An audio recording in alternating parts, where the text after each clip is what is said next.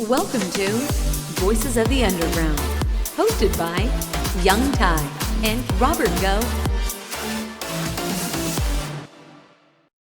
Hey everybody, welcome back to another brand new episode of Voices of the Underground EDM podcast, where we like to talk to up-and-coming DJs and producers we feel deserve more exposure.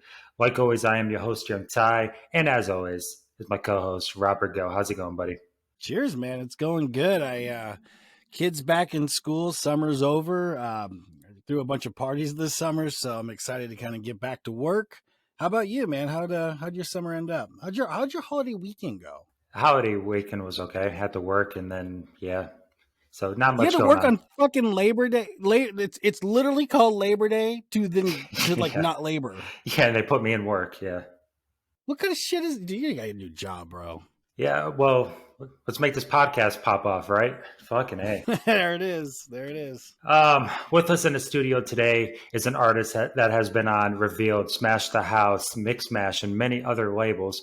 Ladies and gentlemen, please welcome to the podcast, Roy Orion. How are you doing, man? I'm doing good. What's up, guys? Just honored to be part of the podcast today. Thank you guys again for having me. How are you guys doing? Oh, bro, I'm money, man. I'm happy you joined us, man. Because wait, you're a West Coast guy, right? Where are you calling in from? Where do you hail from? I hail from. There's a bunch of little towns. I guess the most known town, or the general area is the Central Coast. It's in California. I'm from like San Luis Obispo area. I'm actually from a small farm town called Santa Maria, but most people don't know where Santa Maria is, so I just tell them San Luis Obispo because it's the college town nearby. So I grew. Slo's got top-notch parties, bro. That's a good place to be. That's where I went to college. Cal Poly alumni. I graduated 2014. It was a magical time in my life. My 20s were spent, downtown, house parties, college campus, football games, you name it, I was probably there at some point, whether I knew it or not. 2014, bro. Do you know how fucking old I feel? Yeah, I'm class of 2003. Oh my God. So Ty, what year did you graduate college? Which year, buddy? High school, 2011. Fuck, man, dude. Yeah, I graduated high school in 1999. Fuck. Jesus. Yeah. Wow. Okay. You got some miles under your belt. Oh, I've seen a few summers, bro. I've been around a little bit, but no, that's awesome. So is that how you kind of got into this like whole producing thing, right? Is like going to parties? Is this have you been doing this for a while? Oh man, like the journey for me with music is like, I've always had like such a fascination with music, from like a young age. I remember like growing up as a kid, they had like, I was huge into watching like Disney Channel and stuff like that. All the general channels kids watch growing up. And but I remember like when I was maybe 7, 8 years old, like they had these concerts for like little kids. They're like pop band concerts. And I remember just watching like the acts that were on there and just thinking like how cool it was and like how I just wanted to do music and I wanted to play, perform, and the whole 9 yards. And I remember asking I had like a little toy drum at the time that I had since I was like, I don't know, 2, 3 years old, that I just constantly bang as a kid, my parents would tell me. But at 8, 9 years old, I asked my parents, I was like, hey, I want to learn how to play the drums. And so that following year for my birthday, I got in a drum set. And to be quite honest, like I love playing the drums, but I hated the regimen of practicing. Like it was so difficult for me to practice the material that the instructors gave me. And so like I hated it for like the first year. And I already like within the first week or two, I'm wanting to quit. And my parents were like, look, just give it a year. And if you don't love it at the end of the year, you can stop playing the drums. So I go, okay. So I give it a year, turns out end up loving it even more the more I practice and stuff, ended up liking my lessons. And like, I played the drums from that age till about 18 years old, until I went to college, till I graduated high school. And when I went to college, that was when, like, I'd moved onto a house in San Luis Obispo with a buddy of mine, and I brought my drum set along with me. But having roommates and playing the drums when your roommates are studying does not necessarily go hand in hand. Oh, I came to dude, you I didn't make came to any find, friends. yeah, exactly. So it was kind of like, I kind of had to put drumming on the back burner. Like, I couldn't practice as much, and like in that year, like, I basically didn't have music in my life. Like, and it, like, that year, for some reason, I can remember till this day, just like something was missing. And I was like, I couldn't pinpoint it at first, but like the more I like dive deeper into, like, what's different about my life, I was like, oh shoot, I don't have music.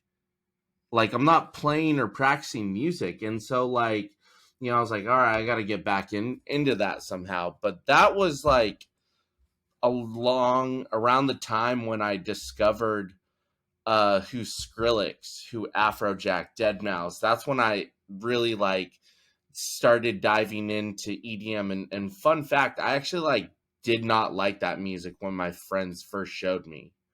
I actually despised it. I like, it was not for me at first.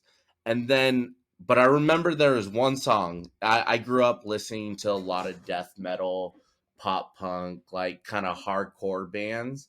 And so like I had a sense of like angst and aggression that like I liked about that sort of music.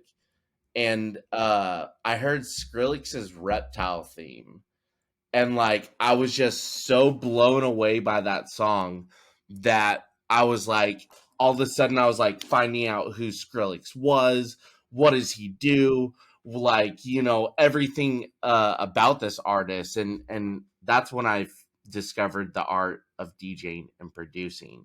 Oh, so this was okay. So this wasn't like a natural thing for you. You were, like you said, you were kind of off in the rock world. That's a lot different, Ty, right, than the people that Yeah. we've talked to, where it's kind of like they picked it up right off the rip and then just want to start making it. I think it's a really interesting perspective. Yeah, it was like something that was not like necessarily like natural for me. Obviously, like, I had grown up listening to bands. I really hadn't listened to electronic music up until that point. And so, like, or even wasn't even a fan up until that point. And then I remember to the day, like, as soon as I found out, I had a buddy of mine that he was like, hey, do you want to, because I started telling all my friends, oh, have you heard this Skrillex guy? Like, I want to make music like him. I want to do what he does. Like, I want to DJ. And I thought the DJs were making the music kind of thing. And so my buddy kind of pointed it out. He made the distinction for me, and it was, well, do you want to make the music or do you want to play the music? Now, obviously, the two kind of go hand in hand, but I obviously wanted to make the music. So he's all, then you want to be a producer, my friend. And so I was like, okay. Like, so I started getting little pieces of the puzzle of like where to start. And that same week I got on my phone, this is when apps were starting to become like a thing. FL Studio had a mobile app for Oh, here iPhone. we fucking go. Yes. And I literally started making beats on my phone for about a week. A week I was making beats on my phone. I was at work. I'd be like, I'd be showing my friends, look at this cool beat I made. And it was shit. Like, I'm not even gonna lie. Like, it was the worst thing. Like, God bless my friends for putting up and listening to that. Everyone's got to have friends like that support them from the rip, because I think we've all done that. I know, Ty, I've done it before. I bless my wife, my kids. I'm like, hey guys, got something new going on here. And they're like, oh, this is great. Looking back on it, they were fucking deadline to my face. It was long story short, it was a week that I was on, that mobile app. And then lo and behold, on my laptop, I got my first copy of Ableton. There we go. See, we all progressed. start somewhere, and then thank you, Whatever, Tyler. guys, whatever. Hey, you know what? Disclaimer, I'm not hating on anyone. Whatever DAW that you use to get the job done, I'm in full support of that. Yeah, well, and full disclosure on my end, my last 2 collabs have been with FL Studio guys, so I really can't bang it too much, but definitely Ableton's better. Okay, Roy, as you're continuing. Yeah, exactly. I'm Ableton full supporter all the way, but there was a turning point for me. Like, so that summer I had started, diving into production, producing, DJing. I got my first little like turntable mixer. I think it was like a Vestax controller, something super small. But I was just about to leave the country to study abroad. And so I'm packing my suitcase literally the night before I take off to go to Australia for 6 months. And I'm going I'm looking at my suitcase. And I had the thought, okay, I have this newfound thing that I'm fully in love with and want to keep getting better at that I just started. And do I leave it here or do I bring it with me for more clothes? And so I was all, decisions. I was all, fuck it, fuck clothes. Like, I put there was only so much room in my suitcase, and I was like, you know what, I'm not gonna ditch this. Like, I put my controller in my suitcase, and I'm like, it's going with me. So I ended up studying abroad for 6 months, and that's where I got the opportunity to DJ. The school I was at had an on-campus bar, and they're looking for DJs. And the fact that I was an American studying abroad that had a turntable, they're all, hey, do you want to come and DJ? You would be perfect. And I knew nothing about DJing at the time. But I was like, yeah, I will do that. I'm 100% in. So I DJ'd the whole time I was in Australia, Tuesdays and Thursdays. So, and in my spare time, I was practicing all the time and producing. So I just exponentially got better and better and better.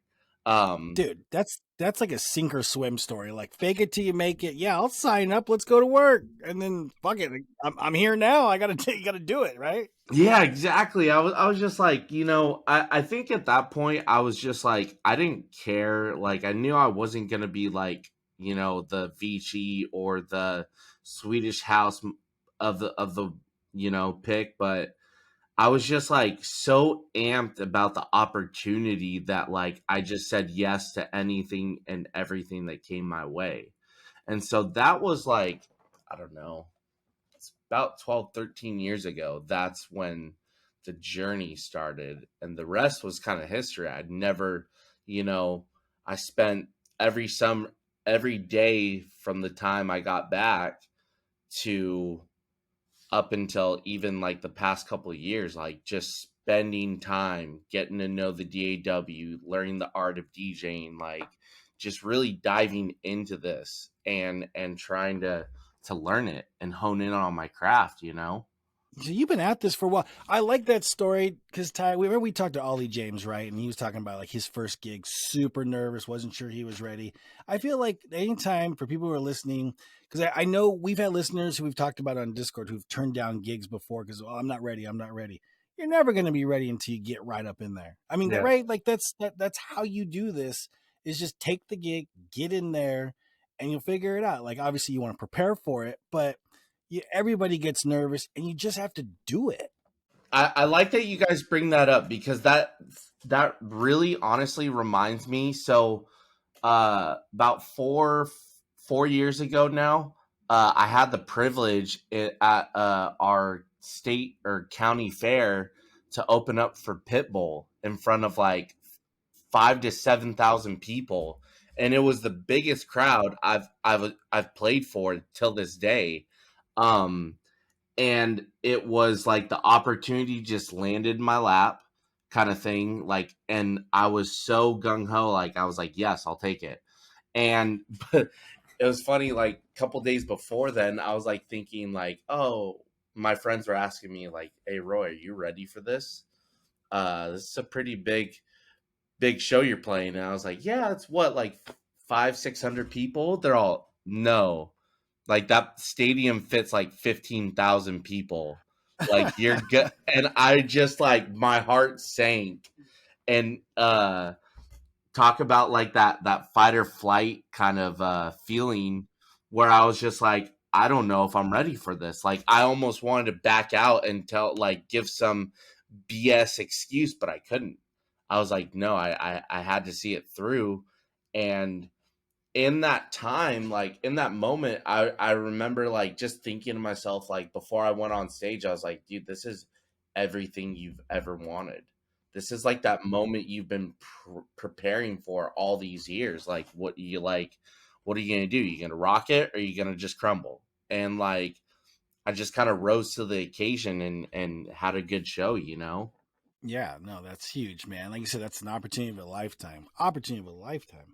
Sometimes you have to be thrown to the wolves, man, and just got to deal with it. You like, there really is no like magic to it. It's either you want and something that keeps propelling me forward is like, do I want this or not? Like, as simple as it is, like, and I have to ask myself every time, like, how bad do you want it? You know, and every time I have to remind myself, I do want it this bad. I do want it this bad. Everything, all the good I signed up for sure. But even the bad stuff, like I always make this analogy. It's like when you sign that contract that you were down for this journey, you signed up for the good times and the bad, you know? Yeah. And it's There's going to like be a lot more bad times than good. there's gonna be a lot more, and I've had that experience, and you know, there's been days where I just want to give up, where I have that thought, like, am I good at this? Like, do I even deserve to be here right now, you know? And it's in those moments I think that you have to kind of have like a strong mind and kind of rise to the occasion, you know. So my question for you is, because I mentioned like Revealed, Mix Match, Smash the House, and all that too. What labels were you on before you made it to those big name labels, like underground wise, or did you just go straight to the big labels? Oh, that's a good question. Like for a long time I was doing self-release remixes, like nothing major, nothing crazy. I actually this was about I want to say 5-6 years ago. For a while I was just doing remixes. Hadn't my original skills weren't quite up to par just yet. Like I always had that drive to get there, you know, but I found it easier to make remixes than the originals right off the bat. And it was a way I could get like content and my songs out. So I was doing that for a while. In fact, shoot, I can't even remember. I had maybe one or two label releases underground. I think I was on what is it? Peak Hours Music's sub label. I don't know if you guys know Peak Hour Music. No, it doesn't ring a bell at the moment. I had a couple songs. It was like maybe one or two. And then after that, that's about the time I graduated Icon Collective, and that's when I got my first community release with Revealed. So it was kind of like there was a very small time, like from, and I think it's because I kind of wanted to wait till like my quality was good and never felt it was really there. And then when I was at Icon, that's when I just didn't give a fuck. Like I was just like, I got to get content. I got to get music out. There's like, you know, it's now's as good as time as ever, you know, kind of mentality. Have you been in touch with the underground at all recently, and what's been going on and what's been put out there? You know, I try to keep an ear like for like what's going on in the scene and stuff like that. I know like house, tech house. I know, there's that melodic techno's really popular right now. Like, I have somewhat of an ear, but to be quite honest, I kind of just do my own thing. I pay attention to it enough to to keep myself informed, but like at the same time, I also do not care what others are doing, type of thing. No, that's good, man. Stay in your zone, stay focused. And I want to walk back to this community, the first revealed release, because that's a Yeah. big deal, obviously, right? Like that's we talk about all the time. So yeah, how did that come about? You talk about a community release. I know a lot of people are probably may not be familiar with it because that's years. That right? That was what 2017, 18. Yeah, it was 2017, 2018. They were having community picks. And I think, yeah, 2018 was their first, was the launch of that, And so I had actually there's been so many artists that I've, kept in, or that I was talking to. In fact, I don't know if you guys know my song with Rico and Miela, Mind Eraser. Nah, it sounds familiar. That was actually supposed to be one of the first community picks, but I wasn't, for whatever reason, my chops weren't up to par, or the song wasn't up to par.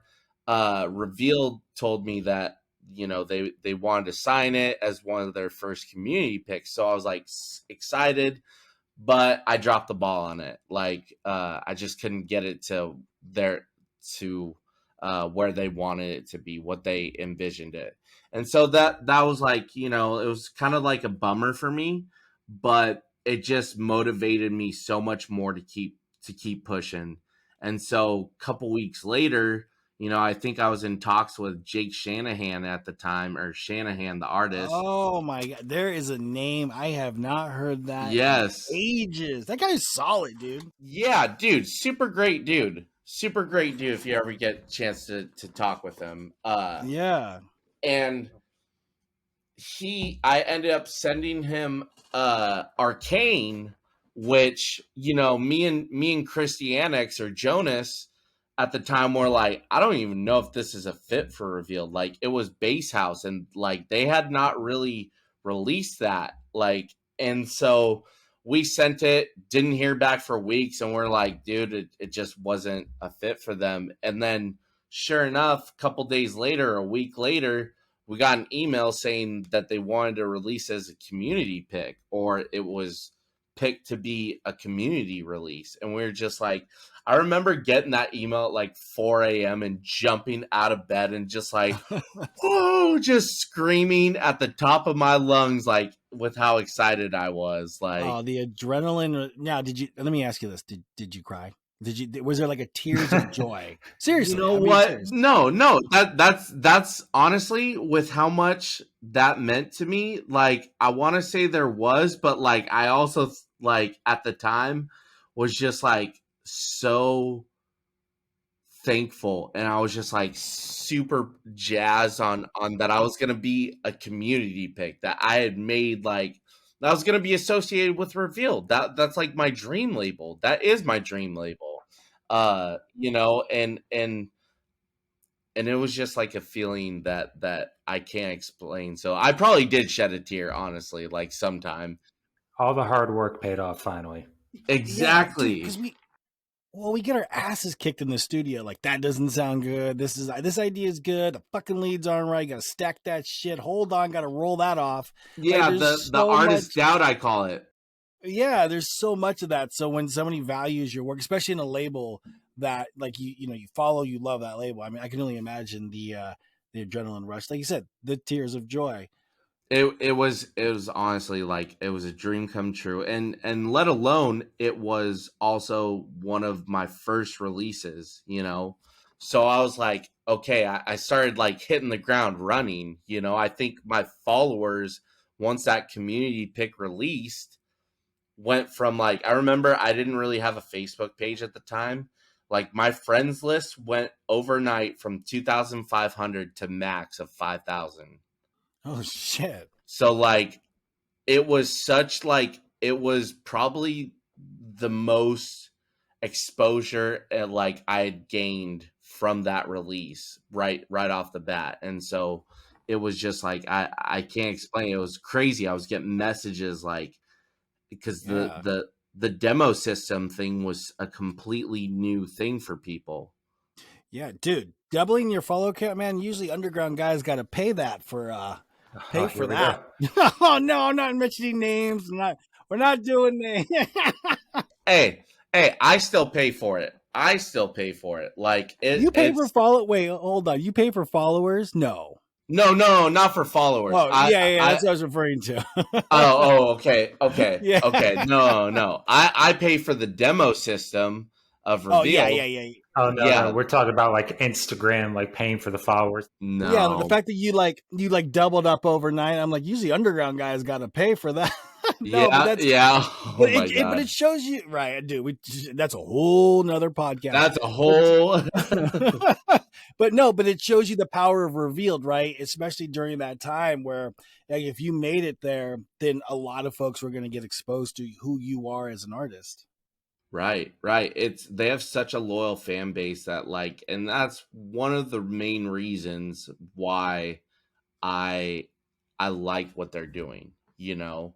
Um is they have such a loyal fan base, and it's like the community of artists like genuinely care about one another, you know. Like I'm in talks with so many of the artists that have been on there, like they're actually friends. Like Meekle, for example, who I've had several collabs with, like he's one of my good friends today, you know. Like I literally was just on the phone with him probably 30 minutes ago.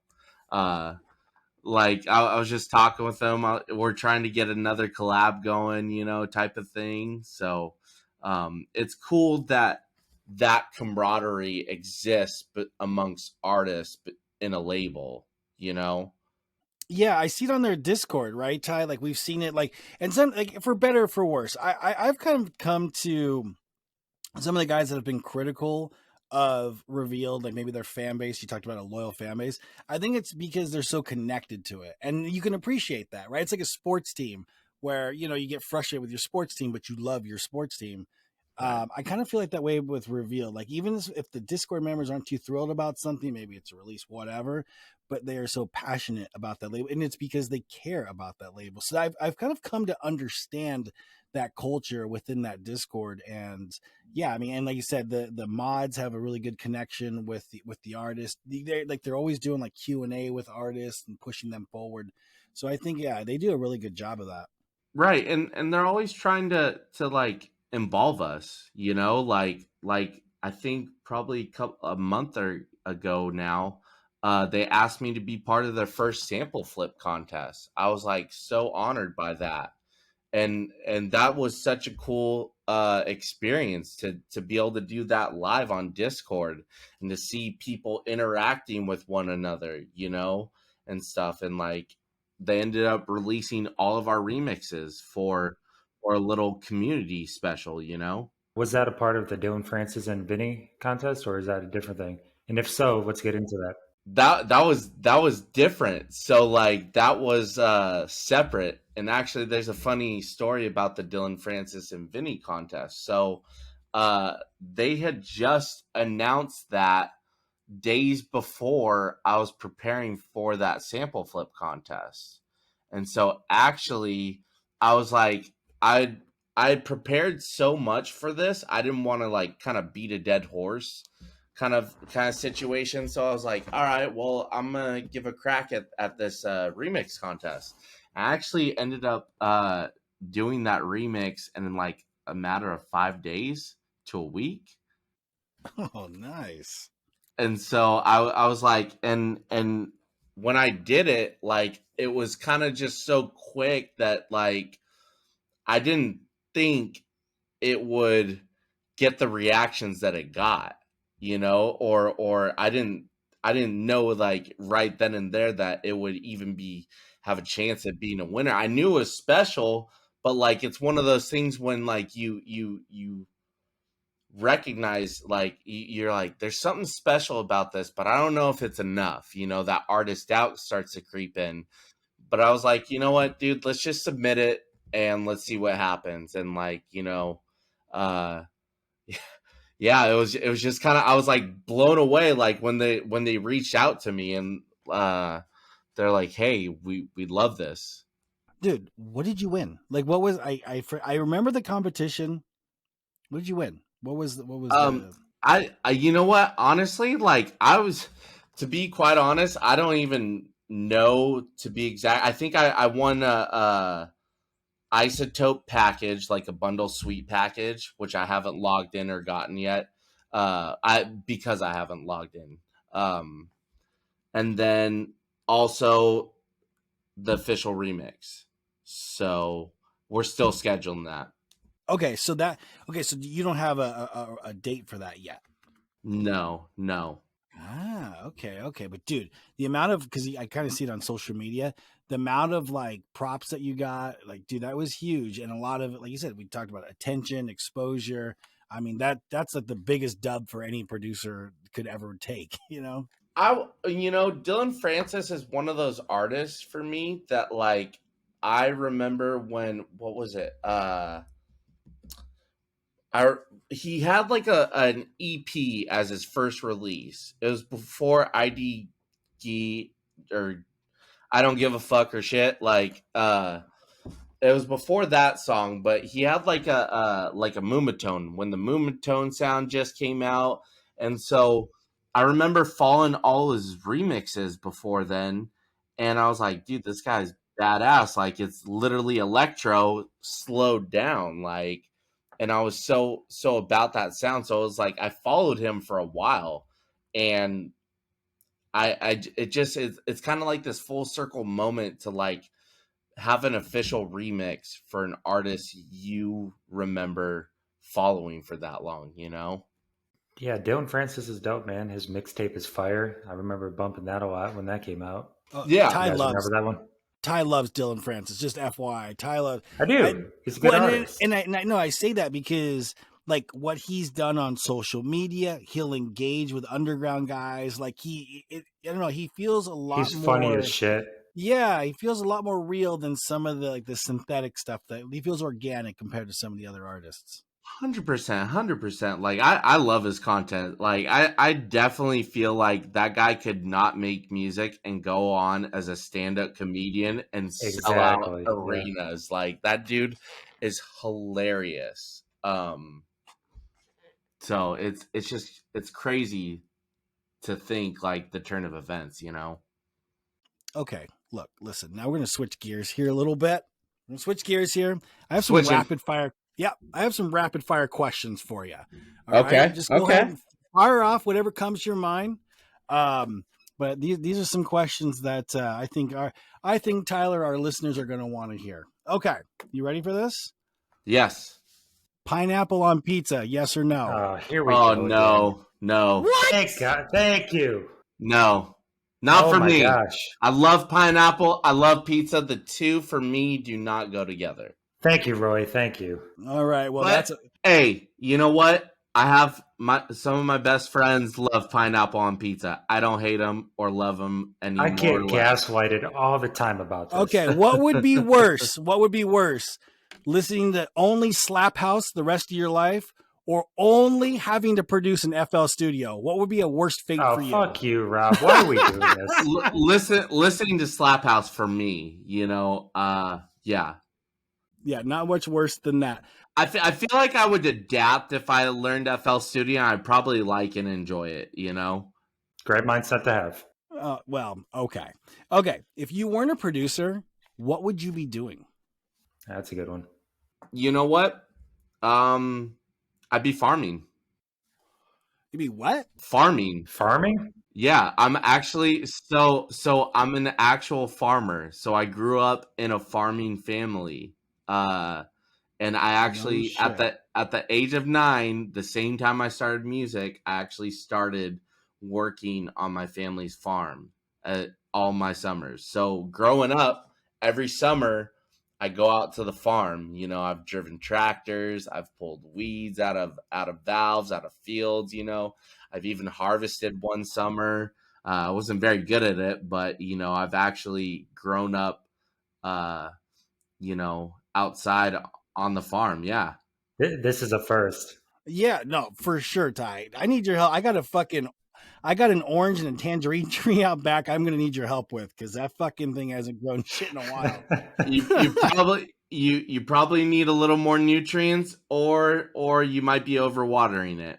Oh, dude, This podcast turned quick. I thought I was supposed to water that thing religiously because it's hot out here in SoCal. I'm like, oh, dude, Right. hot. Let's get it water. I'm drowning my trees. Well, here's the thing. Here's the thing. If you there's like a middle ground of the proper amount of water, and you have to like find that via hard labor and stuff like that. And if you water it too much, think of it as this: you have your nutrients that are like right at the root zone of where the plant takes it up, and if you water it too much, all those nutrients go further down into the soil. So pretty soon the soil where the roots are gets depleted, and it's like, dude, I'm hungry. So that's when you have to actually put fertilizers and like liquid fertilizers to get those nutrients in. Wait, hold on. I'm writing this down. Yeah, no, dude, I'm telling you, it's good shit. Like, I'm gonna play this back for my wife, and I'm like, hey, I found a solution. You're like, we're here to find out about Roy and talk about music. We got a little farming masterclass. Have you seen the prices of food, man? You gotta start growing your own shit. Yeah, like, it's expensive out here in the States. You know what the funny thing is? Actually, outside of this studio I'm at is a farm. I live on a farm. Oh, that's incredible. Could you imagine producing, man? Yeah. It's a produce farm, but you know what? Like I've always said this like to my friends as a joke. Like, I'm a farmer by day, producer by night. I get no sleep in between, you know? Dude, you have the perfect fallback if this producer stuff doesn't work out. All right. You know. Favorite sport and team. What is your favorite sport, Roy? And what's your favorite team in that sport? Okay. Baseball, Dodgers. Okay. What? You're a baseball dude. This is literally a series of firsts. I mean, listen, we can hang out off camera, Roy. Yeah, baseball. Dude, there we go. Yeah. I love baseball. I grew up playing it. Actually my predominant sport was football. That I played growing up, and that's all I played, but I love baseball. Like, I love watching it. I love going to games and stuff. Like, that is one sport. Like, it's something that like me and my family enjoy. Like, my brother is a diehard Dodgers fan. Like, he went to the World Series when they won it. Him and my dad did. And then we've been to several World Series games that they've been in. It's like a giant pastime in my family. Dude, this is okay. This immediately goes to the top of the podcast level for just this segment right here. It's huge. No, my background is in baseball. I used to work baseball before I started. Really? Before production. Yeah. What'd you do? Oh, dude, I started in baseball. I started doing travel baseball, and then it just grew into getting working in college baseball, and then I started working in pro baseball.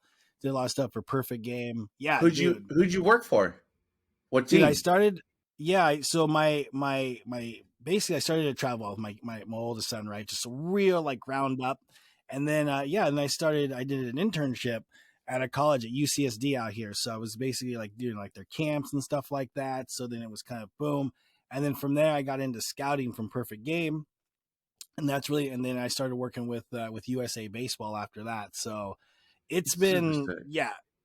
So that's basically like kind of how I started in baseball. And I was doing that until I didn't want to travel anymore. You know what I mean? Like, that's the thing with ball. If you're working in it, it's like you're always on the road, you're always traveling. And plus, like, my area where I was doing all like the stuff for USA is Arizona. Do you know what Arizona and Phoenix, where all the spring training fields are at, what that looks like in June, July, and August? Because that's when all the kids are out of school, right? So the big tournaments and showcases are there. And fucking hot. Oh, bro. 112 solid, bro. And I was and you're playing in that. Oh my God. Yeah. So I'm Poor like, kids. I have to work in that. And I have to work it. I have to be there sun up to sundown, right, for all the showcases, kids, and then you're taking guys for your region of USA Baseball. So you got to see everybody play. And I just got tired of being on the road. And then I had my youngest, and I was like, when the pandemic hit, I was like, you know what? I think this is what I'm going to do. I'm going to be able to be here and then also do what I've been putting this producer thing off for so long. So Right. that's just kind of how I got going. But yeah, no, it's great you brought up baseball, man. I could touch, bro. We can do a fucking baseball podcast when this is done. What about you, Ty? I played hockey for about 12, 13 years. And I know hockey's kind of Ooh, big out there for you guys too. You got the LA Kings, right? dude.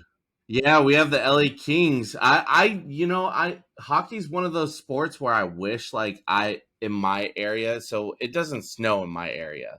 Like I have to travel for the snow. Yeah. So I didn't really grow up around hockey, but I do enjoy it. I do think it's a sick sport. Yeah, I grew up in Michigan, so it snowed a lot. A lot. Right, right. Yeah, Dang. absolutely. Man, I love how this podcast is going right now. I feel like music is just like secondary at this point. Yeah, dude, music's just like for me, it's like it's what I do, I like talking about life, It's funny. I had a mentor at Icon that became a really close friend of mine. And like, when I would hang out with them, people people would like ask like, "Oh, dude, do you ask him like questions about music?" I'm like, "Dude, that's the last thing we talk about." Like, sure, it comes up, but we talk about like life and like world, what's going on in the world, or like different scenarios, situations, and stuff like that. That's the kind of person I am. Is like I'd rather talk about that kind of stuff because like, dude, we could talk about music all day. Like let's But face it. you also do something else too, Jiu-jitsu. How did that go this past week? Oh, Ooh. that was okay. So that actually, so jujitsu. Remember how I was talking? There was that year where something was missing before I got into producing. In that time, I picked up another passion, and that was I'd always loved mixed martial arts. I never had a wrestling team in high school, but all my friends did at the pub. I went to a private school that didn't have it, um, but all my friends that I grew up with wrestled, and so like I just was a fan of that sport, but I also became a fan of mixed martial arts, MMA. So I started looking into like the grappling side of it and got into jujitsu. I trained that simultaneously for about 6 years. I took like a 5 year break, and recently I've about the past year and a half, I've gotten back into it. And I just had a tournament that I competed. It's kind of like the Olympics of the sport. It's called Masters. So Masters Worlds. And so I And competed that in was in that. Vegas, right? That was in Vegas. I competed last weekend. I won two of my matches in the biggest of the big boy division, I call it, and I lost my third. I lost in the quarterfinals, which I was bummed about. But Dude, you're not fucking around here, dude. Like these are like tournaments. This isn't like, yeah, hey, like weekend warrior shit. This Come is like down to stuff. the gym. Yeah. yeah, it's a grueling sport, Like, and the the accolades and the scars to show for it. You know what I mean? Dude, that's awesome, man. So jujitsu has been like it's been a huge part because like again, when you're a producer, like you're not very active. That producer lifestyle is not very active, and for a while, I neglected my health for a long time, and I put on a ton of weight from like what I was in college, and I just realized like probably like I said 2 years ago that like dude, one, I'm not getting any younger, and two, like if I want to go further in music, like I have to like be a little bit physically fit. Like I don't have to be the most fit, but I also can't be like just bent out of shape. Gotta have a look. Yeah. Marketability, gotta have a look. Yeah, no, Yeah, you for got to look sure. like Rob's arms. Look at those Yeah, Oh, arms. dude. No, Man, exactly. you've been hitting the gym. no. Exactly. Like you got to be about those gains in life. Yeah, no, it is. And it's, it's funny. There's a saying that I always use. I've used it for maybe 20, 30 years, man. Seriously. It's how you do something is how you do everything. And if you are lacking in a certain area, that's kind of probably everything else is going to fall behind. And I just feel like, yeah, when you talk about like taking care of your physical and your mental health, if you're doing that right, then everything else, I feel like all the other boxes are going to get checked. Right. And it's funny you say that because like this year specifically, since I've been back, like I said, a year and a half now. And since I've returned, my music, my life has gotten better like 10x. Like I've literally seen the results, and that's what keeps me dedicated to like my fitness and my sport is like, dude, my whole life's getting better because of it. You know, I'm not only doing something good for my physical and mental health and well-being, but like there's a spiritual aspect to it for me too. And I see that apparent in like all my endeavors, you know, like I wake up and I'm ready to get after the day. Like I wake up some days at like 4 a.m. and first thing I do, since I have a studio in my house, I go straight to my studio. I start producing like before work. That is the farmer in you right there. Up Yeah. before everyone else. It's like, yeah, no, that's that's awesome. No, so okay, so you went to Vegas. Did you go out to any clubs in Vegas? I mean, I know you're there to work, but did you see kind of like the scene in there or any acts? You know what? I was gonna go see Swedish House Mafia, but like life's just been super busy for me that I'm kind of like, and again, I have the mentality and mindset of I don't want to go necessarily to attend. I want to play those shows one day. Yes. Like, and so while I was in Vegas, I actually stayed at a really good friend of mine, Versus. His name's Vin. He's the guy I did do that thing with. I stayed at his house. We worked on music, and in the off time, I went and competed. So I was literally like there for business, nothing more. That's a business. Well, I asked that, Ty, because like we've talked about it. Now we're all American producers here, right? So Roy, I'll ask you directly, like, what's the scene like for you? What's your perception of EDM and the health of it in our country? You know, because you've seen a lot of evolution here. Yeah, that's a great question. Like, to be honest, I feel like there's a love for house right now, like a minimal like side of things, like not necessarily these epic four on the floor, you know, it is four on the floor, but not like really like the progressive house, the big room, the epic festival style stuff. People are loving this like underground mainstream kind of thing right now. I don't know how to explain it other than like it's almost as if the underground is the mainstream right now, which is super cool.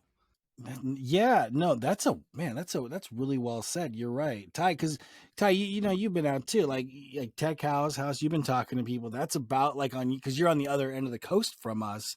That's about the same gauge you have. Techno too. Yeah. And to be honest, I'm starting to move towards that. Like I'm still making and to be honest, I've never been like a one style type of producer. I have releases like that vary in different styles all the time, you know, from tribal to groove to big room, progressive, club records, you know, and like I do that for me personally, because it keeps it interesting and fresh. The process interesting and fresh for me, you know. Well, I went through your discography and you have different types of tunes. You have like a straight tech house fucking tune, like a house tune. And obviously you've done some big room, you've done some like jungle stuff, like you said. Like, so for you, you don't worry about like getting, and you've done a lot of progressive too, right? You don't worry about getting locked into a sound. Is it just what you're feeling when you're making this? Is that something consciously that you do? What's the process for that? Yeah, it's, you know, that's a great question. Like every day it's what am I feeling? And again, this is like so I can one, enjoy it, two, so I don't get locked into like, I don't know, like a one trick pony kind of act, you know? Like I just want to like eventually be able to play all of my music and have it be like a fresh set, you know, of different genres and stuff, just like a DJ would, you know, but it's all, and that's kind of my mentality is like, well, if I make all of it like and put it all under my name, like I can do that, and I can have an interesting set. Well, what do you feel like? Because people in the underground and maybe mainstream as well too, like will use Hardwell for example. He switched from big room to big room techno and all that, and he got a lot of hate and backlash on it. Like you said, you're not a one trick pony, but how do you feel? Were your fans like doing, "Hey man, what are you doing here? Why are you switching up your styles?" Or were they supportive of it? You know what? I think it's like it's almost hard to say because it's like I'm not super like well known, like as some of these bigger acts where like Hardwell was known for his sound, like it just kind of became like, dude, you don't know what's it. And that was kind of my mentality going into it, is like I want my releases to be unpredictable. I don't want people to be able to go like, I want to keep people on their toes, like with what's next, uh and I think that's kind of something that I just grew into. Well, I found it interesting that you said that you use your same name for all these different genres because we've seen it with W&W. They created the New Year alias for Right. the other type of music they want to make, the trance and all that. Some people have been going back and forth between that, as in like, should you make an alias if you want to try something different? Because I'm stuck in that right now. Or should you just do everything under your own name? But like you said, you did everything under your own name. It's also like it's tough for me because like music. So funny thing is, my actual full name is Roy Orion Kilgore. So like my first That and is middle. that's a That's badass name. You sound like a Marvel character. You know what I'm saying? Thank you. It's just who I am. You know what I mean? And it's like it's not so like when I took on like this alias and persona of Roy Orion, it was like it wasn't so much that I went into it like I'm gonna be known for this. It was like, dude, I'm just gonna be known for my music, because it's who I am. And that's kind of the basis and solid foundation that I go off of. It's like, when I'm making a new song or going a different direction, like I said, like I'm making a big room techno kind of song right now. Like me and Mikkel are gonna try to do that. And I feel comfortable in doing that because it's like, dude, it's just an extension of me. It's not. I think the short time that I've been around, that's probably been the biggest shift in the underground and maybe even in the industry that I've recognized is when I started, you guys probably heard it too, right? Got to find a signature sound, got to find your sound, right? They make fucking videos on that and like tutorials. Sabers. Yeah, we've all Seriously. seen them, right? You got to find your sound. And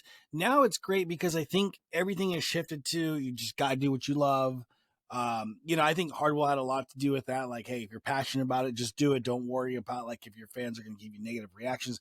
Maddox certainly like put that forward. Ollie James, like these guys, they just did what they wanted to do. They didn't shift in as far as aliases. And I think that was like, okay, well, these guys can do it.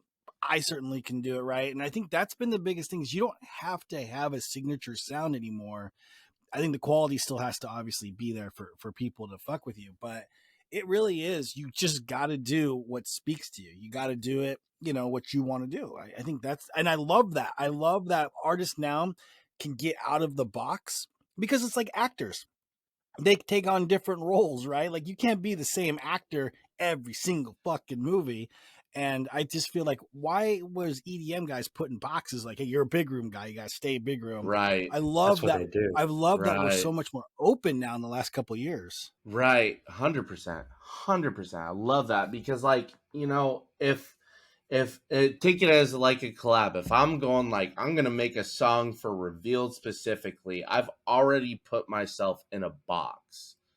And like, that is suddenly, whereas like, I don't want to do that from a creative standpoint. You know what I mean? And it's not say you don't or shouldn't need to do that, from time to time, because sometimes it just hones in on the sound you're going for. But like when I'm making a song, like it's okay for me to have that kind of mindset, because like I can detach and go, well, I pull stuff from like maybe a hexagon sound or musical freedom. I start combining sounds from different styles of and different labels to where it suddenly becomes its own unique thing. And sometimes none of those labels pick it up, and the one I didn't even think about that I've been trying to get onto picks it up, you It's know? on the table now. Yeah, no, for sure, dude, for sure. You talked about like social media stuff before, or I actually kind of went through your social media. You Yeah. have a pretty good following. Thank you. Do you consciously think of like how you're gonna post? Are you careful with it, or is that more of a feel thing? Like, do you plan out your stuff? Because now, right, like that's a big part of being a producer. Probably since you started, it's like you got to have the production, sure, How but you then look online. the social media game has to now. That's a big part of it. So yeah, do you take time with it? Do you meticulously do it, or you just kind of like however you feel? It's like all three of those in one. Like it's literally like, okay, it's how I feel. If I'm feeling like posting something, I check myself though. I have like a little thing of like checks and balance internally that I go like, okay, is this like kind of cohesive with like what I'm about? You know, obviously if you were to look at my profile, you'd be like, okay, this guy likes music, this guy likes family, this guy likes, you know, fitness, i.e. my jujitsu sport kind of thing. And so I try to think, is that like tied to any one of those three? And it's like I I try to navigate it so it all looks aesthetically appealing. It doesn't always go as planned, but like, you know, I try to capture the big moments, you know, for me, or the moments that kind of portray who I am as a person as well as the artist side. Obviously, it's my like Instagram's probably where I'm most active. You know, I'll use that more than I use Facebook, in fact. Um, and to be honest, I use it mostly for my music. And like this weekend, for instance, I was like, oh, I've been posting a lot about jujitsu. People are gonna think like, is this a sports page? Like, I was like, okay, and that just dawned on me like this week. Like, I was like, okay, I gotta get back to my music a little bit. You know, like, I felt like things were a little out of balance for a little second, so I was like, okay, I have to recenter, remember why are we here, kind of thing, you know. Like Rob, we've talked about it too. Like it's about getting to know the actual person as well, not just about the music. Well, that's why, like, dude, I like your pay. First of all, let me give you a fucking follow. But like, it's no, that's okay. And I'm gonna get into that in a second. But no, that's why I like this, because it's like, okay, we talked about Dylan Francis being a lot more organic and just kind of feeling like you know that individual. Obviously, you do not. That's what I like about pages like yours, right? You've got like a lot of different things there, and it's not just cover art or profile pictures. It is a real human. It was for a long time, and you know what, that was like, you know, so we could kickstart the page a little bit.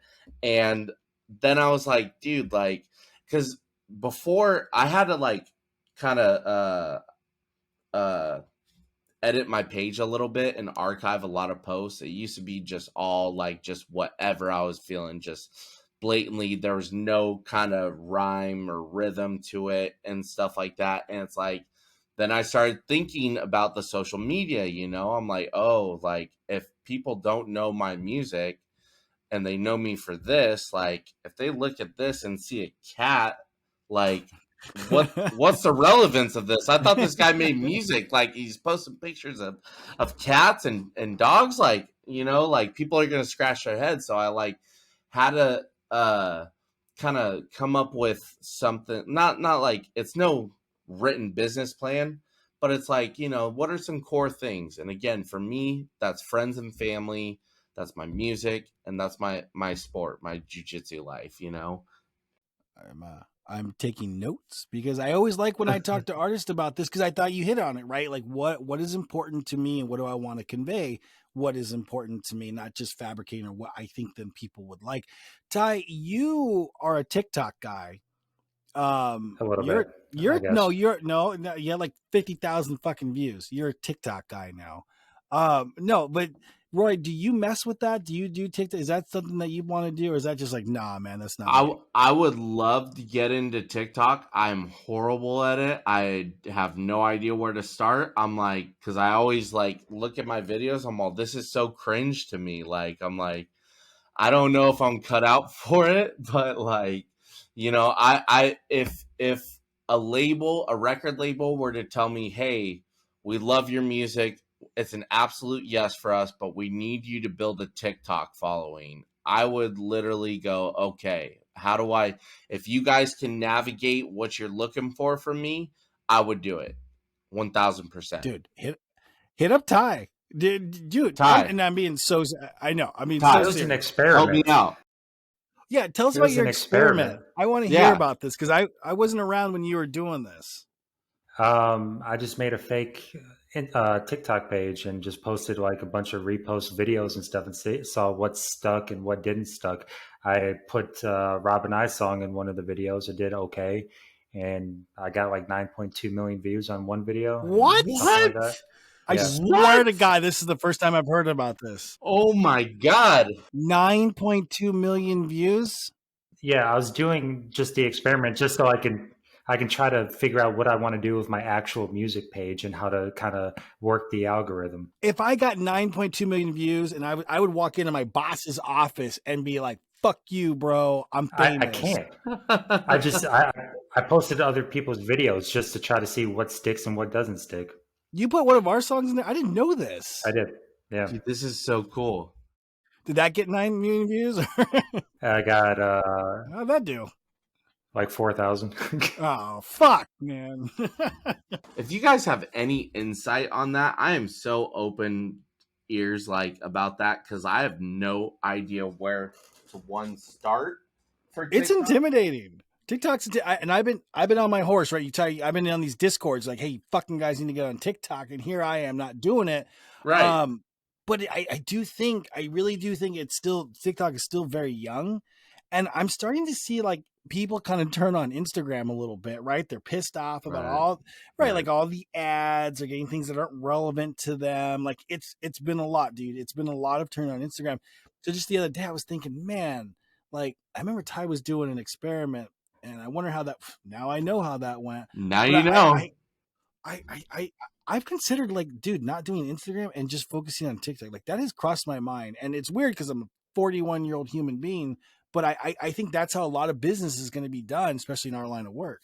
Well, with TikTok, like I was saying, you have to post daily, obviously, and stuff, and you got to make stuff engaging. Like I saw some of the videos I posted had the text on the screen, and it was like fast moving text to what they were saying. It keeps people's attention because people really don't have that long of attention spans and stuff. 100%.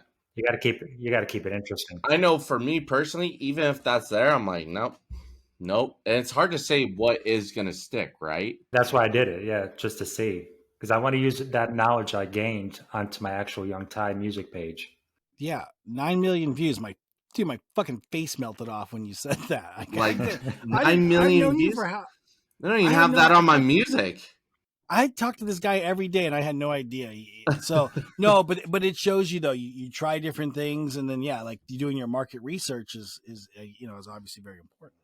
And back to this whole social media thing, like, you mentioned earlier, like about paying for followers. I come from I don't pay for followers. I don't pay for Spotify playlisting. I'm of the nature of organic. Like I want people to naturally find my music. Now, will there be that along the lines down the road? Maybe, I don't know. Like, but I'm so nervous when it comes to, like, for instance, Spotify pushing for playlisting because, like, they're nailing people for bot plays, and I don't want to get swindled into a company that tells me it's real plays and it's like, 100,000 24 hours later. I'm like, I'm not that influential. You know what I mean?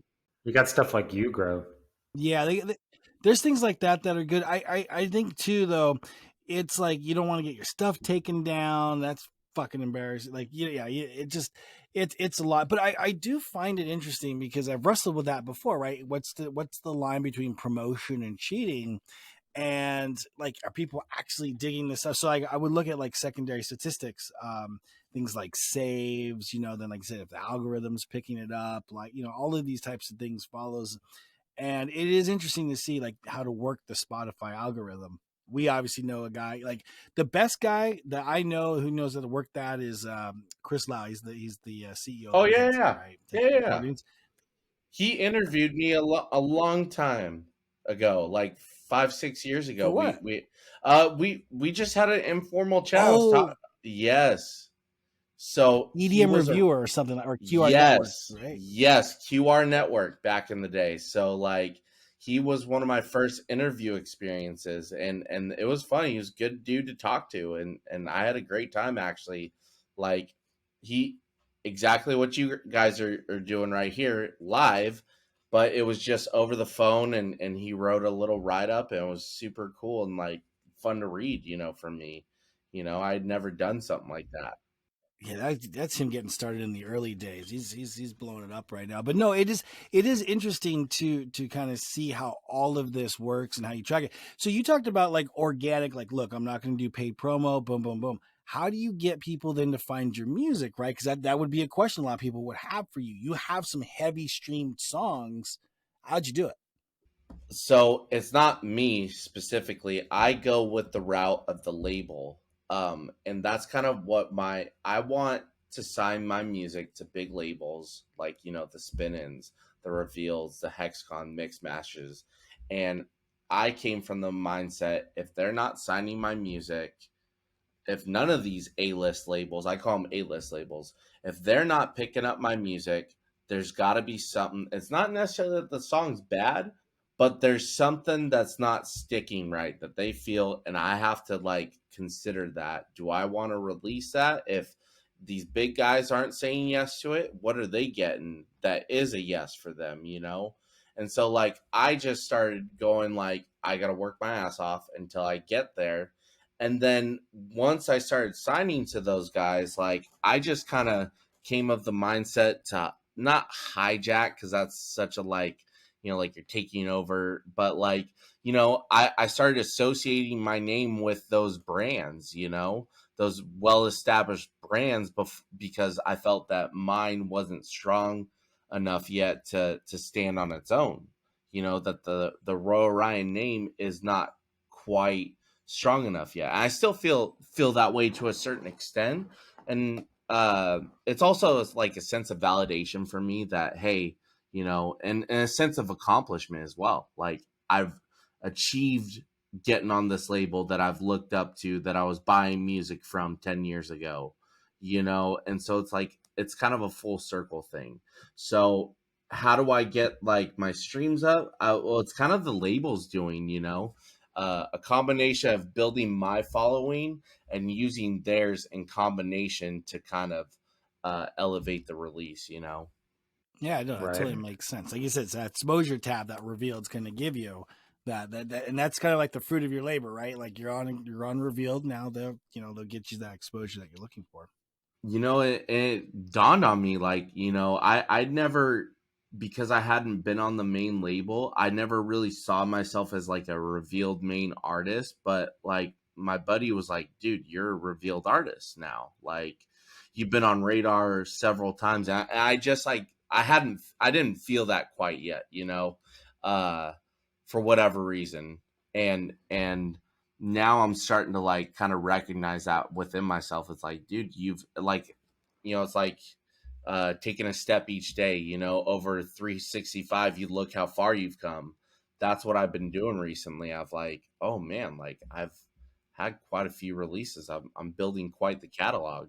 Yeah, bro, you're firmly entrenched in there. Like you're doing the sample flips, like right. Like obviously you won the competition we spoke of earlier. Like yeah, I don't think there's any doubt about it. Have you been to like ADE? Let me ask you this, Ty. We were talking about this for a while now. Or just any kind of festival. Yeah, have you done ADE with Revealed or Revealed Nights? Is that something you'd want to do? Obviously, it's Of 100%. It's something that I dream to do one day. For me right now, financially, I just can't. So financially, I'm unable to do it at the moment. Drive and like, uh, I guess desire wise, 1000% I want to go to ADE. Like, and it's funny because I was like looking at flights for Amsterdam around when ADE is, and it's way too out of my budget. But like, I look a couple months from then, and I'm like, oh, that might be doable. And so I've actually thought of just because what better time than now, for me, uh, with kind of the year I've had. I think and the music that I'm making currently, I think it would be beneficial for me to just take a solo trip, whether it's AD or not, and just going out and walking into those record labels and going, hey, how's it going? Like, I've been on your label, just to be able to put a face and personality to that name, because I think that's kind of the one thing that has hindered me is a lot of these late or songs that I've signed have literally been from an email.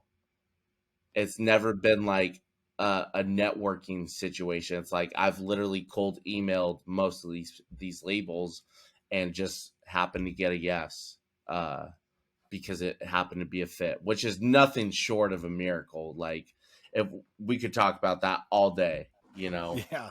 Uh, Fuck, Ty, we've talked about this though. There's nothing better than person-to-person business. I know we've had several conversations about this, and being able to shake a person's hand. There's still value in the year 2022 and beyond of that personal knowledge of, oh, hey, this guy's cool. Like I've done a function with this individual, and then there's that like and that trust, right? They like and they trust people whom they know. So you're right though, man. It is.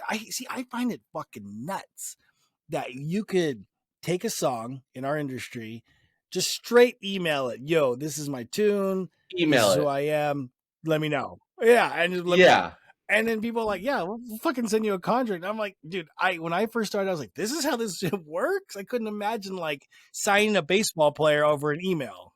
Yeah, and given my background, it's like, dude, you do that in any other industry. Like, let's take farming for example. Do you think if someone sent me a box of produce and said, "Hey, sell this on the open market," I'm not gonna want to know like anything about the person, who they are, where it comes from, and all this. Like, I'm at least gonna want to grab breakfast or have a sit down with Where'd you them. get these apples from? Where'd you get this box of broccoli from? Like, it's great. How did you do that? Can I come see the farm? Like, there's this. Who's like, your ghost producer? Yeah, exactly. Like. Yeah. I thought it was so great. Even right now, as we're talking about it, it seems fucking asinine that you can do that. They will trust somebody just straight up. And then, like, the deals that I've signed, fuck, man, I've talked to them on Discord, yeah, but like I didn't know these people up until that point. But it's cool because then you can develop that relationship. But yeah, it's so weird, and especially signing to Reveal, which is a huge label. You probably dealt with like Ortsy and those guys, and it's like super cool. But it's just weird to email somebody and not Dude, talk to them. and luckily enough, like, I think maybe I want to say their first webinar, I got to kind of put the personality a little bit to my name. They were so impressed by one of the demos I sent for their first webinar. They brought me on live to the webinar, like, to talk. They're like, dude, yeah, they were like, I have a clip of it somewhere, but they were like so blown away by it. They're like, dude, is this signed yet? Because I want to hit that sign button. And I was just like, what? Like, so I got to talk with them. But like, again, I'm still waiting to put that face, personality, in-person appearance, because like I do think that goes a long way. And that's just the background I come from. Well, now people get to put your music and your face together on this podcast. Yeah, again, that's why I was so excited. I was like, dude, I never get the opportunity to really like share where I come from, share my story, and it's like, and once I do, people go like, oh, that's makes sense now, you know, a little bit. Well, it's the power of Discord for me, because I didn't know who you were. Like, I knew of you, but I didn't know who you were. And then one time, I think we were on a Discord hangout on Saturday. Yeah. Voices of the Underground Discord. Ty will put the link below. But and I was like, hey, Roy, this fucking name sounds familiar. And I think, if I remember correctly, you were driving down from another one of our friends' house. Weren't you passing through Yes. Bakersfield? Yes, Oh, I shit. was literally in Bakersfield, and I was Oh going my down to God. LA for a studio session with Christina Louise. Yes, Bakersfield. First of all, people don't know Bakersfield. It is the home of Gaspar. And that's Yes. about it. And that is about it. That is what Bakersfield, that might be Bakersfield's claim to fame. Minor League Baseball, Probably. Gaspar. Quick shout out to But Gaspar. did you hang out with him? Or yeah, You did know you guys what? hang? No, we didn't. He was a bit busy and tied up at the time, but dude, we have hung out. He was actually in San Luis Obispo Okay. for a fraternity event. It was called Oh, yeah, I remember Cabo that. San Luis, and I got to go out. I got to hang out with him and his boys and meet him, and he was such a cool dude. Like, you know, we connected, and it was so much fun just to like get to know the person behind the music. You know, I feel like that's not really a thing. It's like we live in a generation where it's all internet, right? And like it's literally a general message, and you don't actually get to meet or connect with the person. And that's like a huge part of me and my experience is like, you know, perfect example, Mikkel, me and him were doing Zoom sessions a year before we even had our first collab. Like, and he's from Scotland. So literally we were like friends before we collaborated together.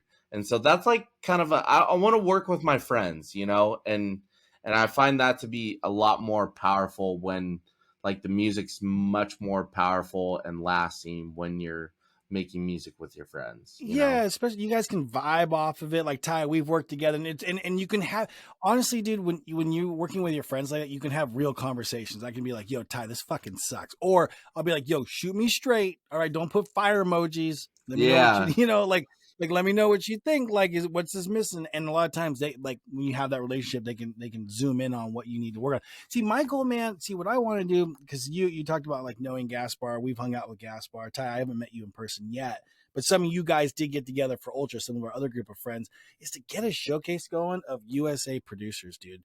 Like, we have so much talent in here, but it's kind of like in pockets, right? It's not like commercial, unless you're like David Guetta, who definitely is not a USA producer doing it in Vegas. But like, there's so much talent here hidden or not quite out there yet. I'd love to get us all together and do some work, man. You Dude, know, it'd be amazing if we can plan a trip or even like a writers camp week, you know, where we get an Airbnb at like in LA, San Francisco, somewhere remote, you know, and then everyone kind of Tennessee. yeah, China yes, Peak or insane. wherever it's at, you know, that Yeah. the just a place to facilitate that sort of thing, you know, is like the memories. Perfect example. I got an Airbnb and flew to Arizona, met Nino Lucarelli, Chad Cowell, Bryant Powell, Tyler Blinn. Like, got to have like a 2-day full on writing sessions with all those guys and hang out with them. And there's some of my good friends today. Like, I literally was just on the phone with Chad and Nino probably like a week or two ago. Oh wow, dude, it's a big So deal. it's like those guys are like, it's like doing fun stuff like that is for me what kind of the I guess fun part of the music is like I get to be creative with these guys that like at first before music I didn't even know, you know, and they're amazing human beings. Oh yeah, totally, dude, Yeah, totally. and it's all about having fun too. And a lot of these younger producers that watch this show as well, you need to have fun while you put in the work as well. Oh So, yeah. speaking of the younger producers that watch, do you have any tips and tricks for these guys, or even for us? Tips and tricks. Focus on the idea. focus on the idea, worry about the mixing later. Mixing and mastering is subjective and can be taught and learned, but the creativity, the idea, the passion, that cannot be taught. That is either instilled in you or it's not. Okay. I really want to take this baton and run with it. Last night, it's funny how you brought that up. I was talking to a good buddy of our, Franny J, and I think he's been on Revealed, and he's an Arizona guy, and it was like 2 a.m, and we were texting back and forth, and it was about like he uses somebody to mix and master. I forget whom, and we talked about that. Yeah. And we talked about that on the show. Like, is that cheating? He's like, look, dude, the idea is the most important thing. Like, and we go back and forth and we have a fun time with it because it's so true. Like Taylor Swift, Drake, all of these artists, they're not writing those lyrics, they're not mixing, mastering that song. They're performing the idea, they're executing, and then so many guys get stuck on the mix, and it's like they're fucked, right? And then the idea was good, but if they had there's just this perception of EDM guys that have to do everything, and that does not exist in other genres either. Like rock, you talked about rock music earlier. Metallica and those boys, they're not mixing down that shit. They're not even tracking themselves. Like, there's no way. Yeah. Little quick insider info. So Severman mixed my track Dive In with Holly and Christina Louise. So my personal opinion is like, I love to do it myself. If I can't get it done, I have no problem delegating to someone else. Because like, you're not like, it's crazy to think that like you look at an act like Tiesto. If someone were to like say Tiesto does it all on his own, like, you'd be like, you're crazy. Like, there's so many dimensions to that act that it's impossible. That guy's tour schedule? Yeah. It's an impossibility for him to do everything, not only within the music, but look at outside the music. He's got a tour schedule. He's got appearances, it's crazy. Radio spots. Like there's a lot that goes on in the corporation of Tiesto that Right. he's not mixing and mastering, and that's Right. and so I'm glad, because on the show we've spoke about it numerous times, and hopefully people have kind of retained that, is like, it is okay. Now I know financially that's a whole nother subject, sure. Right. But if you can do it, I always feel like, especially if you're starting off, if you can find someone that you trust to mix and master your track down, dude, you can make so many more tunes and be so much more creative. Now, quick note. Just a little disclaimer. Like, it doesn't mean that Tiesto does not know all of the aspects going on around. Exactly. So that's like, for me personally, like, I might not know the exact answer for what needs to go on, but like, I know someone that does, that can do a better job for me, at the guys moment. It's the analogy I've used, it's like a chef, like a master chef. You look at like all of these famous chefs have restaurants all over the world. They can't obviously be there to make every single dish, but certainly they understand how it works, and they're getting the right people, and they have their finger on the pulse. So I think it's the same thing with like the Tiestos and the Guettas. Like, they might not be doing it firsthand, but they understand how it needs to be done. They're having a say on the final product. So I think, yeah, no, I totally agree with you. These guys aren't just, hey, sign it up, send it, and put my name on it. No, yeah, exactly. No, that's not happening. But no, yeah, you make a really good point of like, hey, focus on the idea, and that's where I think a lot of people quit. They have good ideas, and the mix is tough, right? Especially when you're just starting off. Everybody struggles with it, and then it doesn't sound like what I hear on the radio. I'm back to my 9-to-5 job, Right. I think a good thing, an analogy that I saw, I think Henry Fong posted it one time. I can't remember exactly, but I remember seeing it. Is your taste is what got you into this. You have good taste. You start creating. Your creation wants to be good. You see the potential in it, but it's not quite there yet. But you have to keep going and just follow your gut intuition kind of thing. As cheesy and cliche as that might sound, it's absolute truth. Like, like sometimes, I could have the best mix and master on a crap idea, and it's only going to get so far because it's a crap idea, Yeah. No, that's well put. Thank you. Well, Roy, do you have anything coming up that the people at home need to know about? What's going on in your life, man? And where can they find you? Yeah, so you can find me at my socials. I'm super active on Instagram and Facebook at Roy Orion, RoYorion. I'm sure you guys will plug that. But like, what's to come? So obviously, scheduling an official remix, as you guys know, and then I have a release coming up on a pretty big size label, October 14th. I can't say where, but it is a massive collaboration. It's a 4-way collaboration, and it is a banger. So that's October 14th. Can you tell us the genre? Can you give us any little exclusive tidbit? It is a tribal and jungle style track. So it's gonna bang. It's gonna bang. It's gonna bang. And then I'm working on tons of stuff. I'm trying to finish up a follow up with Christina Louise, which sounds super promising. We're just waiting to get final vocals and finish that one up. Working on more music constantly. Like I just finished a remix last week that I sent to Smash the House, so fingers crossed on that. So just working as always on the grind, Tournaments coming up for Jiu-Jitsu. Do you have anything coming up for that?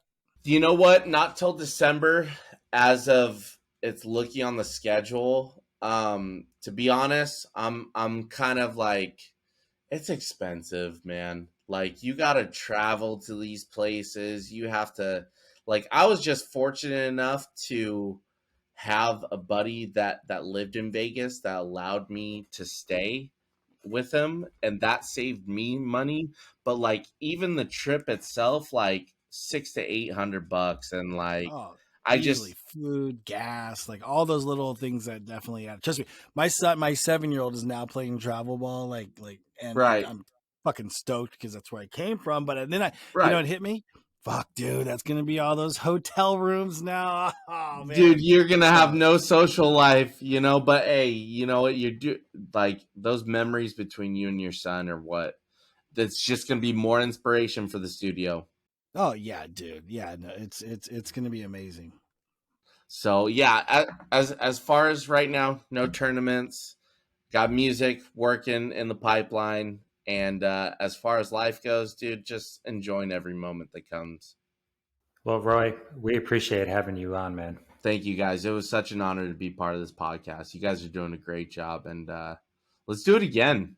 Dude, yeah, we got to have, I'll tell you what we got to do, Ty, because this guy's absolute money. We got to have him in one of those, like those hangouts that we do on Discord, where we, bring a guy who's done the podcast. Because I just feel like a lot of our members that are active certainly would gain quite a bit from hearing your different perspectives. And then I think too, like you said, you're very personable with it. So I just think it's not just like a straight black and white Q&A. It's a legitimate hangout, which is, we're always looking to just kind of connect. First off, thank you. I'd love to do something like that. And I'm always like, I told Ty this, I'm going to tell you the same thing. Like, dude, literally reach out to me if you want to talk. And this is anyone listening for that matter. Like, if you just want to talk, say what's up. Like, I'm not going to be like, get out of here. Be gone. Don't talk to me. Don't talk to me. Like, dude, we're all like, I come from the mindset, dude, I'm a human just like you. And I'm like, everyone is deserving of love and respect. And that's what I try to bring to the table, So anyone, feel free to message, reach out, even if it's just to say, hey, Perfect. That's a beautiful way to end it, Tag. Beautiful. Yep, we're definitely going to schedule that. So once Thank again, you. Roy, thank you for coming on. Pleasure. You can go and follow Roy, like you said, at Roy Orion on Instagram. And then you could go and follow my co-host at Robert Go on Instagram. And you can follow myself at Young Ty on Instagram. And we also have a Discord, guys, that would love for you to join. The link will be in the description. And we'll see you guys on another episode of Voices of the Underground. Thanks, guys. Thank you.